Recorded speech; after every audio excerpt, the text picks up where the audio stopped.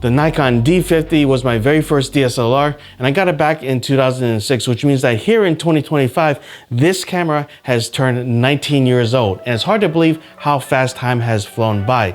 We're going to talk about the camera specs for 1 minute. We're not going to spend the whole time doing that. You can always look that up, followed by some of the ergonomics and how it is like to use this camera.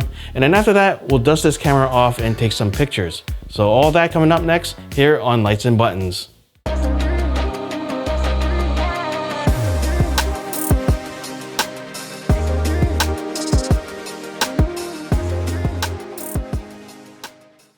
If you look on eBay, the Nikon D50 could be found for around $40, but it originally sold for $799 when it first came out for the camera body only. Adjusted for inflation, that's a little over $1,300 in today's money, but at the time, it was a big deal to have a camera priced under $1,000. Alright, and let's talk about those specs really quickly, and you can time me starting now. This camera has a 6.1 megapixel APS-C sensor that tops out at ISO 1600, so if you're shooting in low light, those larger f-stop lenses will definitely come in handy. DSLRs of this period, similar to today's mirrorless cameras, uses phase detect autofocus, which is much faster than the contrast-based autofocus. As for HDMI, remember the days when HDMI was only offered in high-end TVs? If you want to display images onto a TV, you would have to connect the RCA cables. Video? What video? You have to wait for the D90 for that or get a mini DV camcorder. Do you guys remember those tapes and using Firewire? The D50 has a single SD card slot. It is not compatible with SDHC, so you'll have to stick with memory cards with capacities of 2 GB or smaller.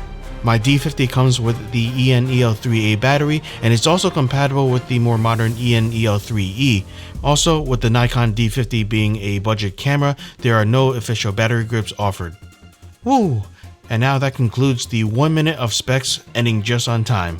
Now, let's talk about ergonomics and how it's actually like using this camera, along with checking out some sample photos. This is a small, lightweight camera that's generally easy to use. You have your mode dial that's very accessible. You have your top LCD screen, which in other videos I talked about multiple times, I really miss compared to some of the more modern cameras. And generally, you have all your buttons laid out pretty logically over here.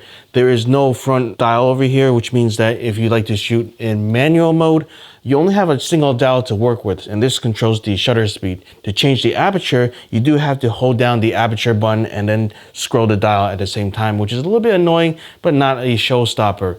The LCD screen is a bit small compared to the modern cameras, of course, not articulating or anything, and the viewfinder is also small when you look through it as well. Also not a showstopper, especially for a beginner camera in 2005. Now with this camera, it is compatible with lenses with the f-mount system, including this 85mm f1.4, which is a design from 1995.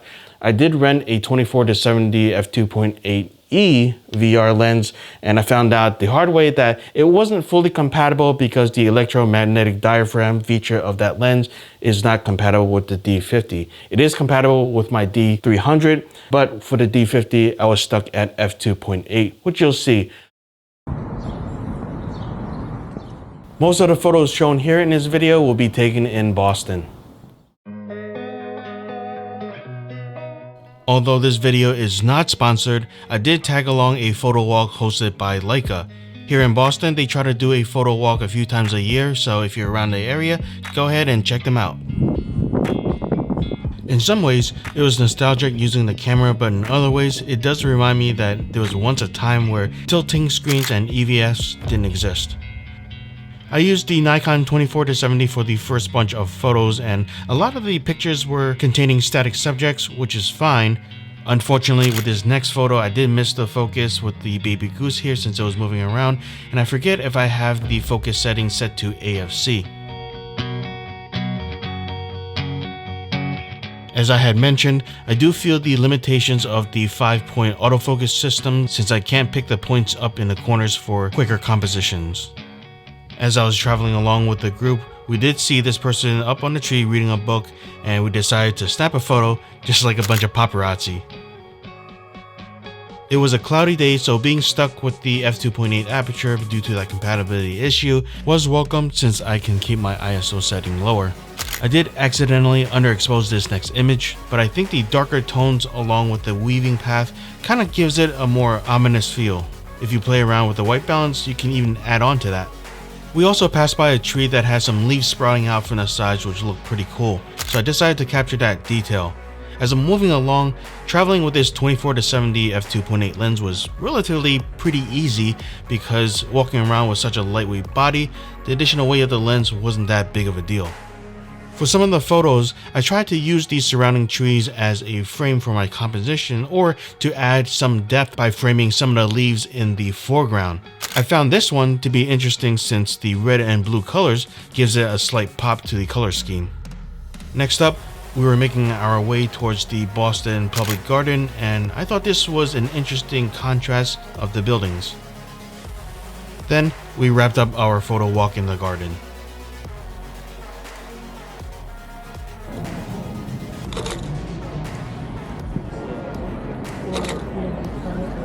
And if you're shooting fast moving subjects, don't count on the burst mode because this camera tops out at 2.5 frames per second. Pretty much anything today will be faster than that. And then finally, I brought out my Sigma 70-300 lens, which has some macro capabilities between 200 and 300 millimeters. I got some water dripping here in the sink, so let's see what we can capture. Since the Godok's TT685Ss aren't compatible with the Nikon CLS, and the D50 doesn't have a built-in commander mode, and I no longer have my SU800 Speedlight Commander, I went full manual with the S1 mode on the Godok's flashes and used gels to add color. I've set the Nikon D50's pop-up flash to its minimum power of 1/16 so that it eliminates the pre-flash for the S1 mode, and that's going to be enough to trigger the off-camera flashes and not wash out the image.